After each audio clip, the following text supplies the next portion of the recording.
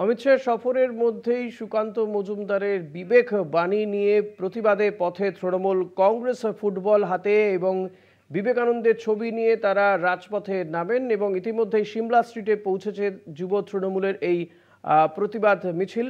শাহের বঙ্গ সফরের মধ্যেই পথে যুব তৃণমূল। সায়নী ঘোষ রয়েছেন, পাশাপাশি শশী পাঁজাও রয়েছেন। এই যে তাদের প্রতিবাদ মিছিল ছিল, ইতিমধ্যে সিমলা স্ট্রিটে তারা পৌঁছেছেন তৃণমূল কংগ্রেসের সেই মিছিল। সিমলা স্ট্রিটে বিবেকানন্দের বাড়িতে পৌঁছেছে, বিবেকানন্দকে শ্রদ্ধা জানানো হচ্ছে। সায়নী ঘোষ তিনি শ্রদ্ধা জানাচ্ছেন, পাশাপাশি তৃণমূল কংগ্রেসের যুব নেতৃত্ব তারা শ্রদ্ধা জানিয়েছেন। দেবজ্যোতি ঘোষ রয়েছেন আমার সঙ্গে। দেবজ্যোতি, এই মুহূর্তে আমরা যে ছবি দেখাচ্ছি, বিবেকানন্দর বাড়িতে, সিমলা স্ট্রিটের বাড়িতে পৌঁছেছে তৃণমূল কংগ্রেসের এই যে প্রতিবাদ মিছিল, তার আগে এই মিছিল থেকে ঠিক কি রব ওঠে, কি স্লোগান উঠলো আজ?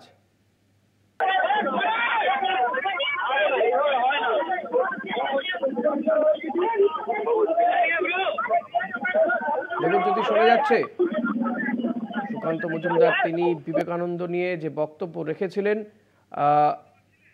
তার সেই বক্তব্যের পরিপ্রেক্ষিতেই তৃণমূল কংগ্রেসের প্রতিবাদ মিছিল ইতিমধ্যেই পৌঁছেছে সেই মিছিল বিবেকানন্দের সিমলা স্ট্রিটে বাড়িতে। যুব তৃণমূল নেত্রী সায়নী ঘোষ তিনি বিবেকানন্দর মূর্তিতে শ্রদ্ধা জানান।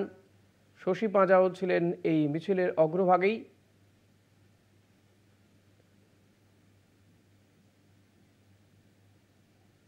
বিজেপি যেদিন লক্ষ্যকণ্ঠে গীতা পাঠের আয়োজন করেছিল ব্রিগেডে, সেই দিনই সুকান্ত মজুমদারের গলায় বিবেকানন্দ নিয়ে ভিন্ন মত শোনা যায় এবং তিনি বলেছিলেন যে ফুটবল খেলা, বিবেকানন্দের যে বক্তব্য যে গীতা পাঠ অপেক্ষা ফুটবল খেলা শ্রেয়, তা যখন মনে করিয়ে দিতে চান বেশ কিছু রাজনৈতিক দলের নেতারা, তখন সুকান্ত মজুমদারের বক্তব্য ছিল বিবেকানন্দর বা এই যে বক্তব্য যারা রাখছেন তারা আসলে বামপন্থী এবং কোথাও গিয়ে বিবেকানন্দ বামপন্থী ছিলেন এমন একটি মতবাদও তিনি রাখতে চেয়েছিলেন, যা নিয়ে রাজনৈতিক মহলে চর্চা চলছে। যদিও পরবর্তীতে সাফাই দেন সুকান্ত মজুমদার, তিনি দাবি করেন যে তিনি সেই ধরনের মন্তব্য করতে চাননি। তারপরে আজ অমিত শাহের বঙ্গ সফরের দিনে কিন্তু এই ইস্যুতেই পথে নেমেছে তৃণমূল যুব তৃণমূল কংগ্রেসের পক্ষ থেকে পথে তারা নেমেছেন, মিছিল করেন। ফুটবল হাতে বিবেকানন্দের ছবি নিয়ে তারা মিছিল করেন। ইতিমধ্যে সিমলা স্ট্রিটে পৌঁছেছে বিবেকানন্দের বাড়িতে যুব তৃণমূলের সেই মিছিল।